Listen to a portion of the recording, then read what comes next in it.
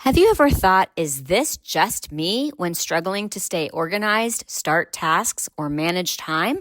For those of us over 50, these challenges might not be just aging. They could be ADHD hiding in plain sight for decades. I'm Jamie Shapiro, host of Grandma Has ADHD, and I'm building a community where your experiences matter. Whether you're diagnosed, questioning, or simply curious, you're not alone. Our Facebook group is filled with vibrant, understanding people over 50 who share their stories, strategies, and yes, even their struggles, with plenty of laughter along the way. Ready to find your people? Join our growing Grandma Has ADHD Facebook community. Please like and subscribe to the podcast wherever you listen and share it with someone who might need to hear they're not alone, because ADHD doesn't have an age limit and neither does understanding yourself better. Together, we're changing the conversation about ADHD after 50. Come be part of the story. Hi, and welcome to today's episode of Grandma Has ADHD. This is going to be a really interesting conversation that I think is going to benefit a lot of people. So our guest today is Priscilla. Am I able to give your last name? Yes, Davis. Priscilla Davis. And we actually connected in an ADHD group called ADHD for Smartass Women. And she shared that she had figured out a way to tame the paperwork in her house, which I will tell you is a huge issue for those of us with ADHD, but it's an even bigger issue for seniors because they don't rely on technology the same way. And there's a lot more fear around technology, but they also didn't grow up with technology. I heard a great analogy that for the older generations, we are tourists in a technology land where our children are technology natives, having grown up there. But I thought that it would be really helpful, rather than hearing from an organizer who does not understand the ADHD brain, to hear from someone just like me and you, who I just thought had the coolest way of going about it. And I read what she wrote and she shared it with the whole group. And I was like, I want you on the podcast. So Priscilla, and one more thing that I wanted to share that makes it significant is Priscilla has a child that has additional medical needs. And so she has to keep documentation. And I think that that's also something that a lot of the senior clients that we are talking to face, because there's more issues with your health as we age. So welcome to the podcast, Priscilla. Thanks for having me, Jamie. It's so great to be here. Oh, I love it. So yeah, give me a little bit about your background and a little bit of what you do, and then a little bit about your ADHD journey. Sure. So I am, first and foremost, I'm a mother of like you said, a child with special needs. She's 19 now. And so you can imagine the amount of paperwork that has accumulated over the years, both from school and medical issues, from all the different specialists we have to see, and it piles up really quick. I'm also a massage therapist on the side, and so there's documentation on that side, though that is more technical. Thankfully, that's more on digital side. But for the most part, my primary job is to care for my daughter, and having my own ADHD to deal with can be really tough managing it all. And I'd be lying if I said I didn't get overwhelmed with balancing so much at one time. And my husband is currently a corrections officer, now training for a parole officer. So I often have to deal with all of this stuff on my own. So yeah, I'm glad I could share this epiphany with other people. So. By the way, that's one of my favorite words. It's epiphany. Do you find that with ADHD, you have epiphanies all the time? Yeah. Sometimes it feels like, how did I not figure this out sooner? Or I can't believe it took me this long. Or why didn't I put that together? But definitely lots of epiphanies and aha moments. Like, oh, like that's what we mean. Like, oh, yeah. So yeah, definitely lots of figuring out. Having ADHD definitely opens you up to a lot more of those moments too. Yeah, I heard the expression popcorn brain, but you also said something that I want to call out to you, that why didn't I think of this sooner is really self-talk that's negative. And that's something that people with ADHD tend to do. So I'm going to challenge you. And I know that that wasn't what the podcast is about, but I'm going to challenge you to reframe that and give yourself more credit, because you've got a lot on your plate and you need to be the kindest person to yourself. I appreciate that, because I tell that to other people and I'm like, hey, you don't know what you don't know. And you just never know when. Sometimes you have to hear things a million times before it comes together for you. And it's like learning a new word and all of a sudden you hear it everywhere. And you're like, oh, I saw that movie a million times. I never noticed that word. And yeah, so you're right. Thank you for the reminder. Give me your ADHD backstory. How old were you when you discovered that you have ADHD? I was somewhere in my mid-30s. I couldn't tell you exactly when. I want to say maybe about 35-ish, so maybe about 10 years ago. I wasn't officially diagnosed, but officially diagnosed, I would say somewhere maybe a few years later. I don't know if you've heard of Leonie Dawson, but she's a very prominent hippie business coach from Australia. And as she started to discover that she had ADHD, she started sharing all the symptoms and like, I don't want to call them red flags, but just like the flags of like, hey, and I started going, wait a minute, that sounds really familiar. And it all started to come together. And of course, you're always hesitant to self-diagnose. But the more I looked into it, the more I started to go, oh, that's why I struggled. And all the years that my teachers, I have report cards literally from kindergarten. I refuse to let them go because it's just like a reminder of it was always there. And the teacher would say like, oh, she was chatty today, or she had a hard time focusing. And she has so much potential if she would just apply herself. And coming home with D's and F's and being really frustrated with myself and not knowing why I couldn't just do the homework that felt like torture to me. And if it wasn't for class participation, I would have failed everything. But a lot of times, just all of those things coming together really help me feel lots of things, right? Like there's the grief for what could have been. And then the relief of, oh, there's a reason for this. I'm built different. And, sometimes you can feel like, oh, look, something's wrong with me. But thankfully, because I had a child already with special needs and a learning disability, I kind of already had the mindset of differently able doesn't mean less than. It doesn't mean broken. So I kind of was more self-accepting rather than feeling defeated by the diagnosis. That's great. That's great. I'm going to go on the ADHD tangent with you for a second before we go back. Okay. Have you heard of the telepathy tapes yet? No. Okay. So it's a podcast, but it's also, there's a website, Telepathy Tapes. It is nonverbal autistic kids who they have figured out are able to communicate telepathically. If you're not watching, you didn't see Priscilla's face just go into oh, yes, I have heard of that. I saw the video like maybe last week or so. So it's, yeah, I did see it. And it was I started following the account and I couldn't get myself to watch the whole thing because it is very emotional thinking. My daughter's nonverbal. And it brings up a lot of stuff because it's like you don't know what's always going on. Like, No, these kids were brilliant. They were brilliant.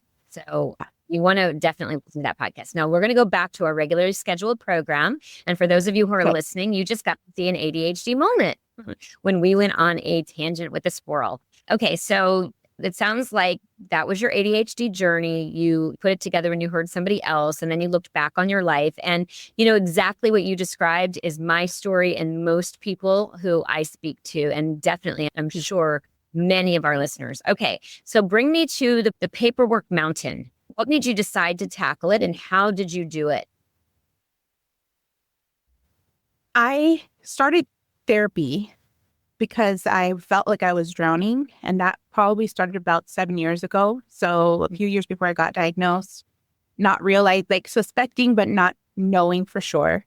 And as I went through therapy, I started learning how to care for myself. And it's one of those things, it's a very slow journey and you have to really trust the process.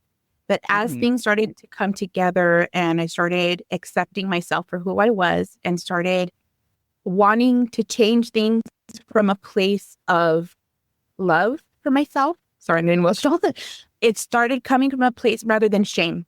because if game worked, we'd all be fine already, right? Like we'd all have the perfectly clean house all the time and we'd be perfectly organized. But once I was able to forgive myself for being one more person who didn't advocate for myself, because that was a big, talk about an epiphany, that was a big one.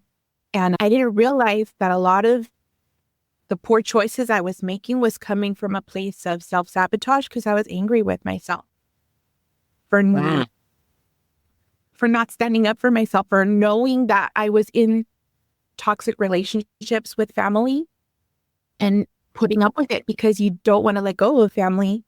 But like I wanted somebody else in the family to say like, hey, that's not okay. You shouldn't treat her like that. And all along, I had the power to do that and I wasn't doing it. And so I know it's kind of a tangent, but once I stood up for myself and I said, enough is enough, it all started to come together because I started to be more of an advocate for myself and I started taking care of myself. I started making better choices with all kinds of areas of my life. And I started first with my health. Well, first my mental health, then my physical health. Got diagnosed with type 2 diabetes, was the heaviest I'd been in my life. And there's nothing wrong with being fat. It's not a bad word. It's a descriptor in my opinion. But I know that I wasn't healthy. I was having a hard time breathing, just sitting. And I finally took control. My diabetes was under control. Like I don't even have to be medicated for that anymore. As I started improving different areas of my life, I just kind of started tackling other areas that were causing me stress.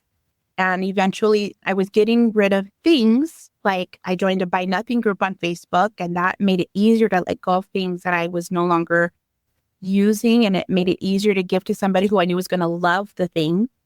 And then it was the paper clutter that was just like, you know, when they say eat the frog, that was my frog. Let's share for those who are listening, who, if you don't, do you want to describe what eat the frog is or do you want me to tell you? No, you go ahead. Believe it was a Mark Twain expression. And he said that you need to eat the frog first thing in the morning. He says, then that frog is the hard thing that you don't want to do. He said, if you eat the frog first thing in the morning, then the rest of your day will be easier. So I love that term. I use it all the time. There's so much, Priscilla, that you're saying that resonates with me, which is, I think, why I love the ADHD community so much, because we really are a tribe. You also talked about how nobody treated you the way you deserved to be treated and that you should have been doing that for yourself. I actually refer to that for myself, my inner child that wasn't treated well. I call her little Jamie.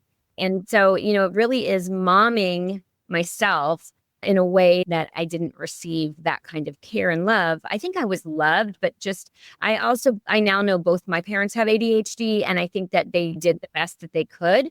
But, you know, there's a lot of emotional dysregulation that goes with having ADHD and then throw a little parenting into that.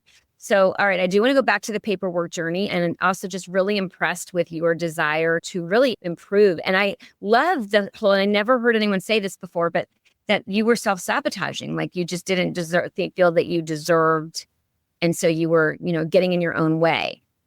We go to the paperwork. Ever wondered why helping a loved one declutter feels like speaking different languages?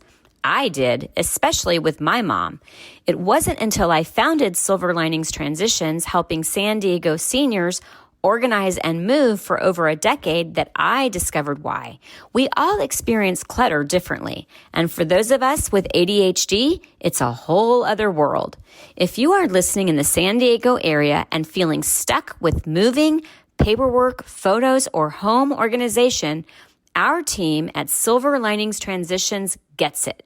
We understand ADHD's unique challenges, and we won't just help you get organized. We'll create sustainable systems that finally stick. Schedule a consultation with our team today at 760-522-1624.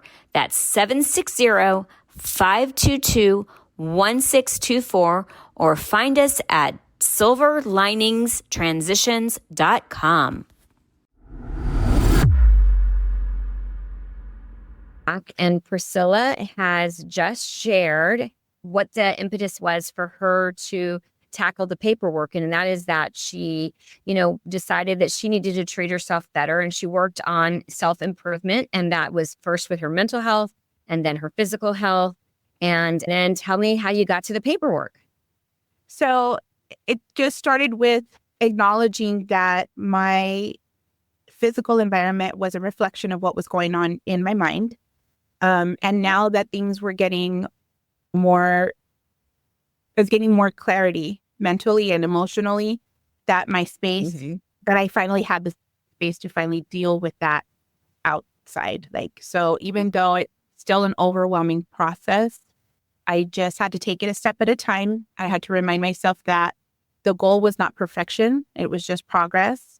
And thankfully, I ran across Casey Davis with Struggle Care, who shared a lot of great care tasks, self-care tasks, and teaching that those things are morally neutral.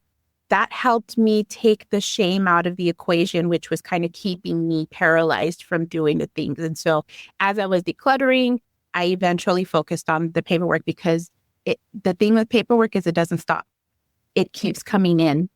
It keeps coming in every single day in the mailbox. And so it just kept getting to a point where it was like, okay, I need to deal with this. I need to deal with this. And finally, I just said, okay, today's the day we're going to deal with it. And we're just going to do it a little at a time. And that's kind of how I came up with my hack and shared it with the group. And again, it's not perfect. I'm probably a little behind now, but that's okay. I don't feel like I'm going to drown in that paperwork anymore. Like I feel I can get a handle of it again. So that's awesome. Okay, so tell me how you started. And by the way, starting for people with ADHD, especially when there is a big task to do, is usually what keeps us stuck. And I love that you said progress and not perfection. And there's perfection poisons progress. I learned that in my ADHD coaching. It's so true.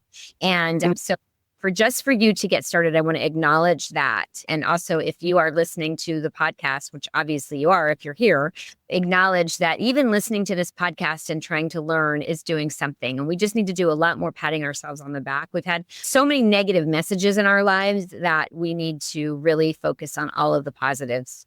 Go, Priscilla. Tell me what you did. Okay, so I started with the incoming current mail because I knew that was the stuff that was going to add to the pile or I'm going to stop it from growing the pile. So I went ahead and I started with getting rid of the junk mail before it comes in the house. I live in a condo, so I have to go get my mail, and it happens to be by the pool. They have a trash can there. So before anything else, I open up the box. I go through all the junk mail, credit card offers, everything that it's not urgent, I don't need it, I throw it in the trash. I'll go through it if they have, sometimes it makes it look official, but it's really not. It's just another way to get you to get insurance or whatever. Goes in the trash. And then I'll bring it in the house. And then I will open up all the envelopes that look important and then start taking out the junk that's in there. So I'm taking a pile of paper like this big, and now I've gotten rid of the junk. So that's more than half of it. So now it's a lot more doable, right? And then I'll go through that, open up all the envelopes, throw away the envelopes that they came in, and then I will take out any extra envelopes because a lot of times you'll have extra envelopes in there. And this one, I think everybody's going to really understand if they're on Medicare because my daughter gets Medi-Cal.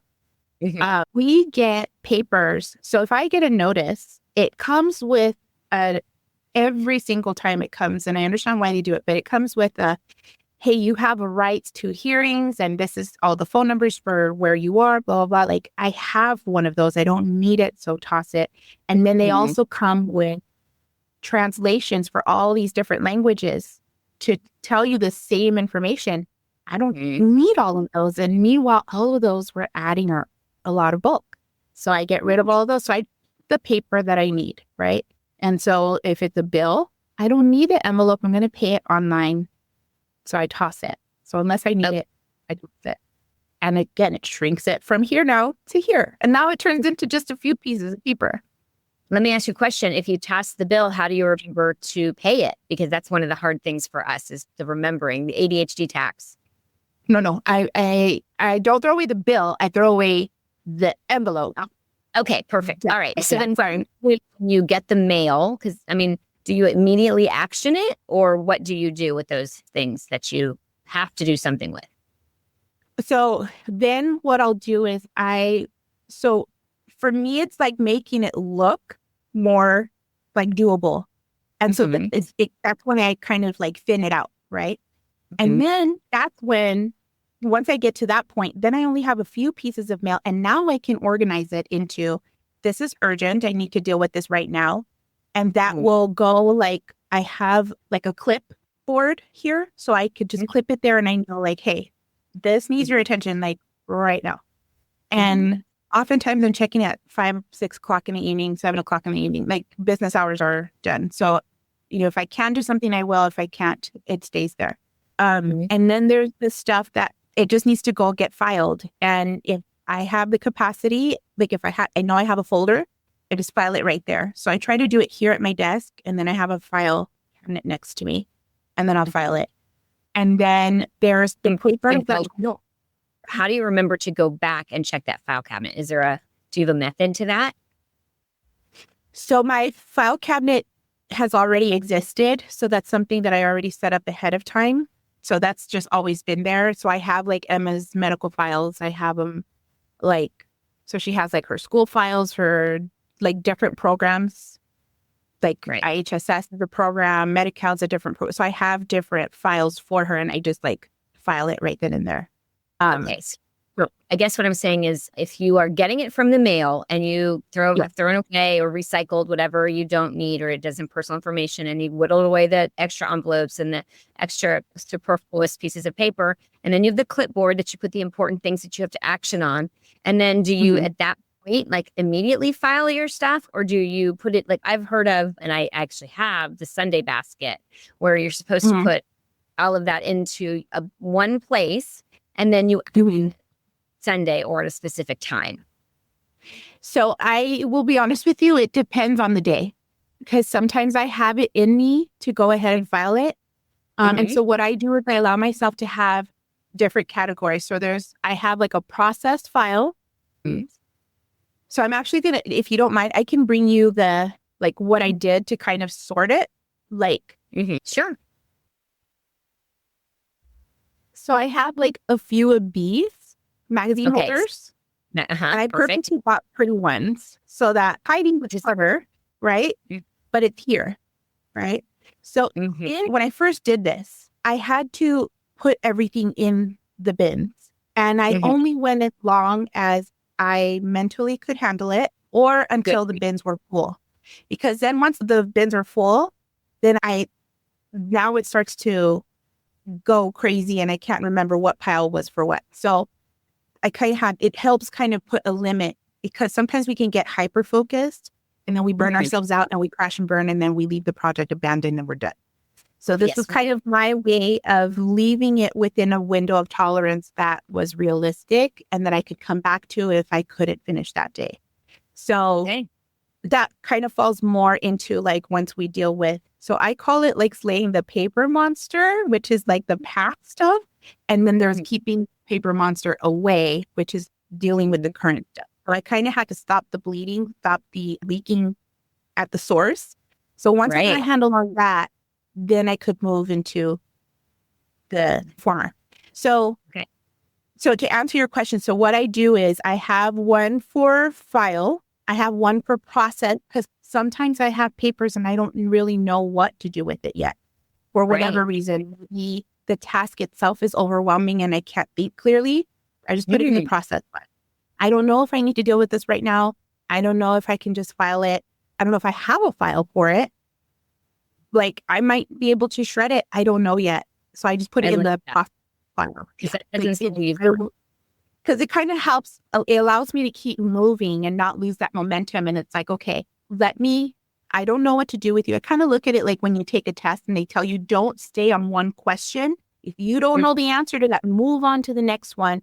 Come back to it later. So that's kind of my process file. I love it. And then I have the shred box. That way I'm not having to stop and shred and then file. And then, so it's just put them in the bins. And then if I have time after I've done my process, like of going through and sorting, then I will go ahead and file, shred, and or do the task. So that's pretty much it. And I have another bin for read. So those are like my magazines or catalogs or brochures. And it helps keep that organized too, because if I get like a catalog from, say, Costco, I love looking through the Costco stuff. I don't always buy everything from that, but it sometimes reminds me like, oh, I need a supplement and oh, it's on sale. So, but sometimes I'll have something that's a year old and it's just been taking up space, stressing me out, adding to the clutter. So when I have it in this bin and I go through, I'm like, oh, that was from 2 weeks ago. I can chuck it now. But if I want to read my magazines, I'll list. No, Priscilla, since you're not watching, I just reached behind me and grabbed my bin of the magazines and the things that I need to read that I was going to ask you when you read it. So you do the Costco ones, but I always intend to read it, but it never gets read. Yeah, I'm guilty, but it makes me feel better knowing that I have it there. And honestly, I don't get too many magazines anymore. I like more my massage and bodywork magazines for my job. Right. And then it's more like a library for me. I get to go back to it. And like I said, the Costco stuff will be there. But because I made so much progress getting rid of so much paper clutter, I'm more prone to going, do I really need this? No, and I'll chuck it. So I used to keep like the AAA, like travel things like oh, I could plan a trip. And then like I'd have all these. So now I just look at it, I'm like, I'm not going to look at it. I'll toss it. I just don't want to go back to the chaos. So I love that you were basically keeping the paper monster at bay by tackling your on a daily basis or however that you're doing it in a system. Tell me how, and this was one of the things that intrigued me, is how you got to all the rest of it. What was your process? Okay, so once I was able to get a system going for the current stuff, then I had the space to go for the past stuff. And I think we all kind of have like a method to our madness. Like we have some papers like, okay, that is important, but I can't deal with it for whatever reason. And then there's stuff that's so old, damn well, there's nothing that's important enough. It hasn't gotten done in years.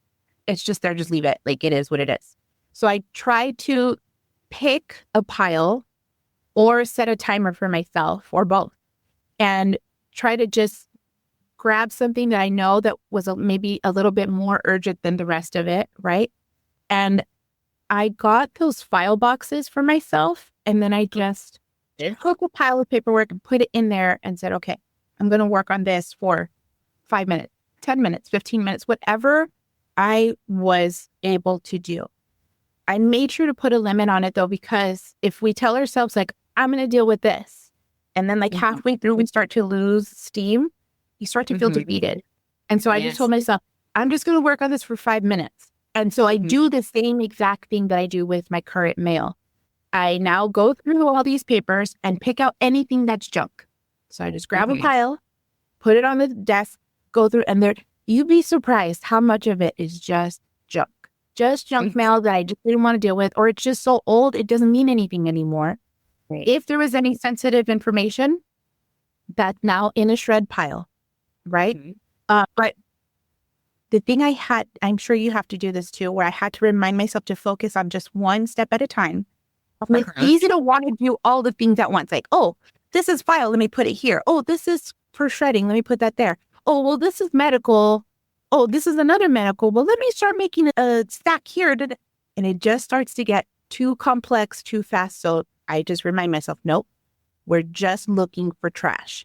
So I go through and get all the trash, the junk mail out. Then I go through what that now half-size pile, and I take everything out of the envelopes and throw away anything that's unnecessary. Any leaflets, any like translations, any extra envelopes, the envelope itself, get rid of it.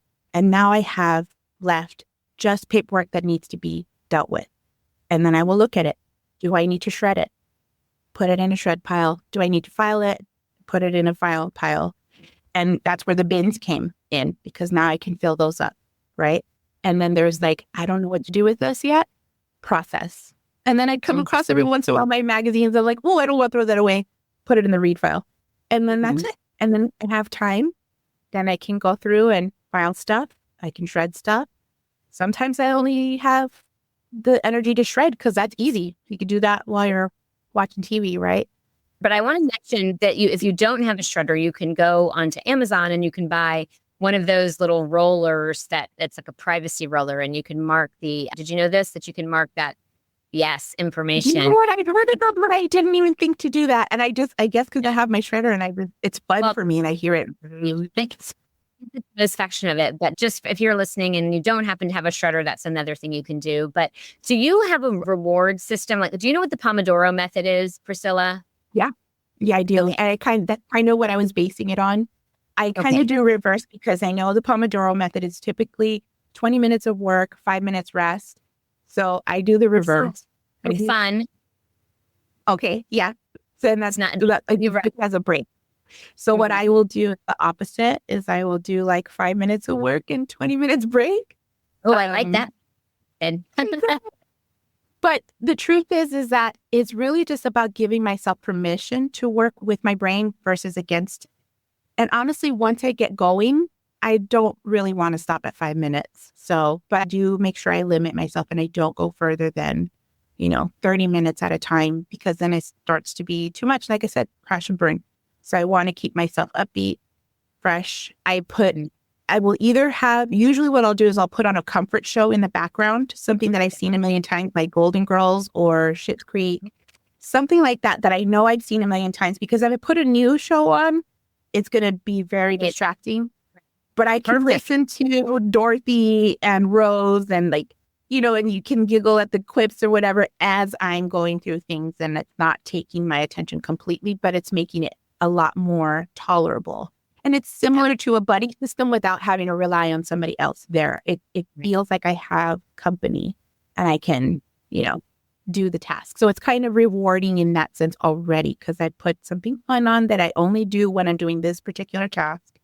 And it just makes it go by so much faster. So I love it. And I love that you shared real life experience. I think that, again, a lot of us, we're so intimidated by being organized, and it is not what we do well. And one of the big things that I'm advocating for is, okay, so I'm not organized, or I'm not good at cleaning the house, or I'm not good at this, but I am so good at other things. And we, with ADHD, we really need, and anybody, we need to focus on what we're good at than beating ourselves up. And I do want to just highlight one thing, is that there are a million paperwork systems. There are a million organizing systems. The system that works is going to be the system that works for you. It means that you have to do it. You have to work it. And there's a term in the ADHD coaching world called sparkle eyes. Have you ever heard of that word, Priscilla? no, I haven't. So we don't do well with boring and mundane. And so when we have to do something we really don't want to do, or it's just a repetitive task, we have to come up with some way to sparkleize it to make it exciting. Because I think gamify, where it's like, make it a game, make it fun. And, you're absolutely, it's the mundane stuff that just makes it feel like torture. And it's just like, and anything we could do to make it enjoyable and fun, like, this to me, like just doing this, like I know I could have absolutely gotten a cheaper version at the Dollar Tree for $1.25 and it would have been cute. But if I wanted to, I could add stickers to that and make it pretty and make it cute. But something like that is enough incentive to go, oh, this is fun. This isn't so bad. I'm making my home pretty, or, right. It's like decorating my home. That, believe it or not, started before I started organizing. Because that was also a guest on Casey Davis's podcast, Struggle Care, where she said, it's okay to decorate your home. I think she said, I have a feeling that a lot of people are waiting for their homes to be perfectly clean and organized before they decorate. And then that can leave you feeling like stuck because you're so overwhelmed. But, you still deserve to love the space that you live in. And that's kind of how that started. And I started decorating my house, and now I want to keep it clean. Now I want to. Is it perfect? No. And that's, again, not the goal, and I don't care. But I love the home I'm in, and now I want to do the things to take care of it and to take care of myself. And so things like this, so any way I can make my home pretty for me, it just helps.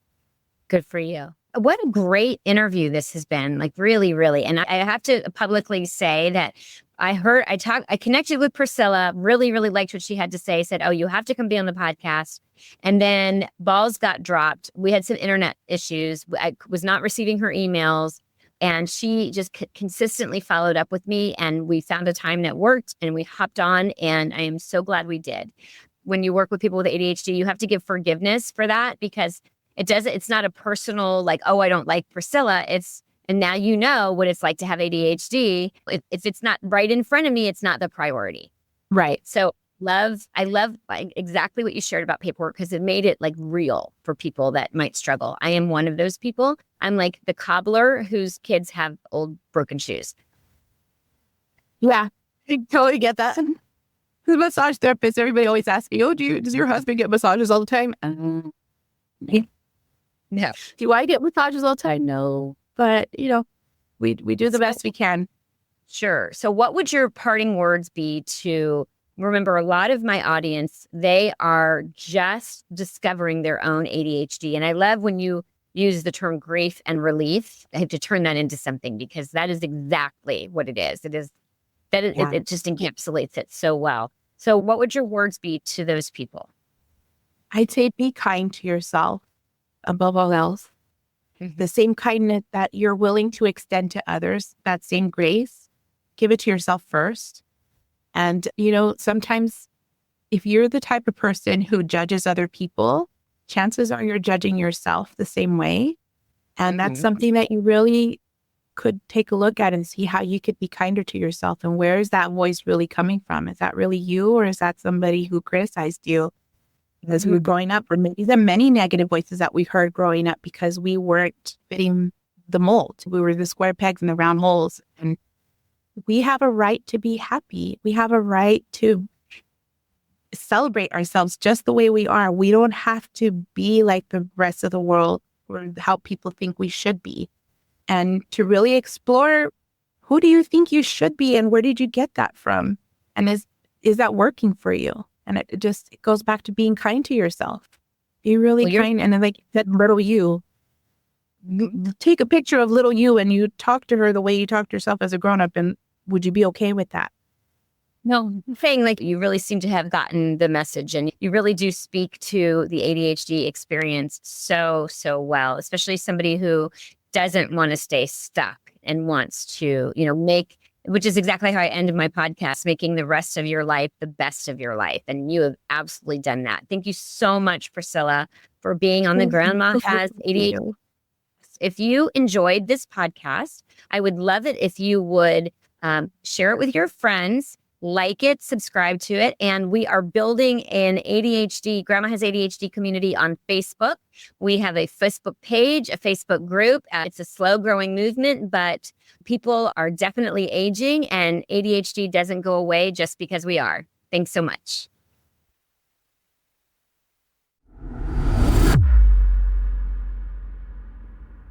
The opinions expressed on Grandma Has ADHD podcast are those of our guests and hosts and are intended for informational and entertainment purposes only.